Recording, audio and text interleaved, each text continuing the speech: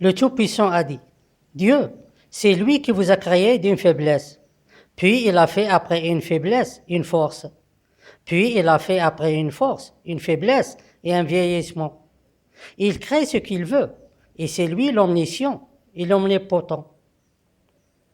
Dans cette vie éternelle que nous vivons aujourd'hui, sur cette terre, le croyant vit des cycles de vie, aller et retour, en démarrant par le plus petit âge, pour passer par le milieu des âges, qui est l'âge 40, puis en arrivant au plus grand âge, pour que le retour vers le plus petit âge commence et traverse le même chemin des âges.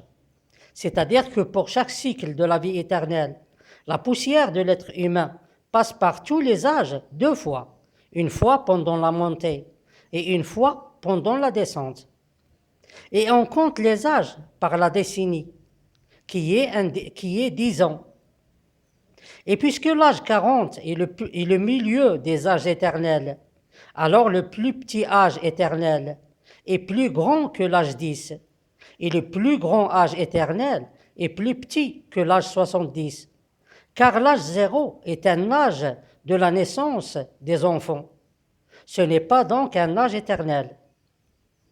La poussière de l'être humain passe par 5 étapes. La première étape, c'est l'étape de la première faiblesse, qui commence à l'âge 10 et efface l'âge de la naissance. Puis la deuxième étape, qui est l'étape de la deuxième faiblesse, et qui commence à l'âge 20 et efface l'âge 10 et aussi la première faiblesse. Puis la troisième étape, qui est l'étape de la première force, et qui commence à l'âge 30 et efface l'âge 20 et aussi la deuxième faiblesse. Puis la quatrième étape, qui est l'étape de la deuxième force, et qui commence à l'âge 40. Et c'est l'âge dans lequel le corps humain et son esprit se trouvent dans une meilleure coordination, comme s'ils ne font qu'une seule entité. Puis la cinquième étape, qui est l'étape de la faiblesse après la force, et qui commence à l'âge 50. Pendant cet âge, le corps humain commence à perdre une partie de sa force.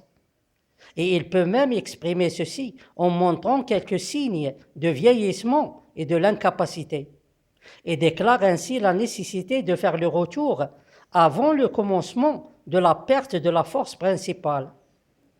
Il reste alors que l'âge 60 est la limite que la poussière de l'être humain ne doit jamais l'atteindre. Tout ceci montre que, probablement, le plus grand âge des cycles de la vie éternelle est l'âge 50, et par suite le plus petit âge est l'âge 30.